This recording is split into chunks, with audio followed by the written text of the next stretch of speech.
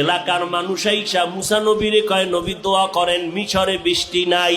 নবী 70,000 কাফেলা নিয়ে জঙ্গলে গেলেন দোয়া করবে। হঠাৎ কয়, আল্লাহ এতগুলো মানুষ নিয়ে হাত তুললাম, জমিনে বৃষ্টি দাও।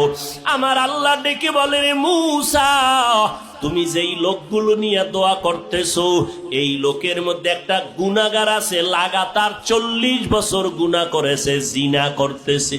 ওই বান্দাটারে যদি উঠাইয়া না দাও, আমি তোমাদের দোয়া কবুল করিয়া বৃষ্টি দিব না। মুসা নবী ডাক দিয়া কয়, এই জিনাকার ময়দানে কে আসো? লাগাতার 40 বছর গুনাহ করতেছো রে নাফরমান। এখন আল্লাহর অর্ডার, তুই ওঠ। তুই যদি উঠিয়া না যাও, তোর কারণে আমাদের মোনাজাত কবুল হবে না। জিনাকারের ভয় ঢুকিয়া গেল। এখন যদি আমি উঠিয়া যাই তো মানুষ বলবে আমি জিনাকার, যদি চোখের পানি সারিয়া কান্না করি মানুষ বলবে আমি অপরাধী। এইবার একটা কাপড় মাথার সামনে রাখিয়া চেহারাটারে ঢাকিয়া আস্তে আস্তে আমার মালিকের কলিজা ভরিয়া ডাক দিছে, ও দয়ার মালিক, 40টা বছর আমি গুনাহ করতেছি, তুমি তো কখনো আমার গুনাহটারে মানুষের কাছে প্রকাশ করাও নাই।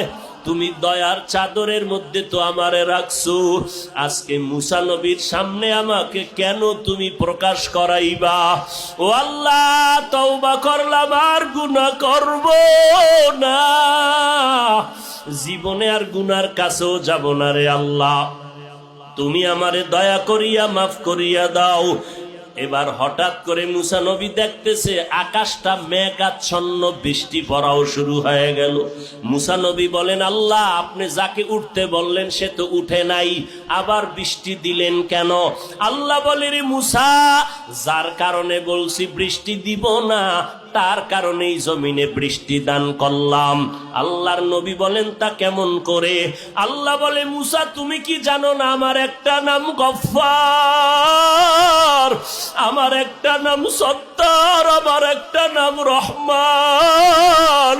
ওরে গুনার পাহাড় নিয়েও যদি কোনো বান্দা একটু ডাক দেয় মালিক, ও আল্লাহ তুমি আমারে মাফ করিয়া দাও।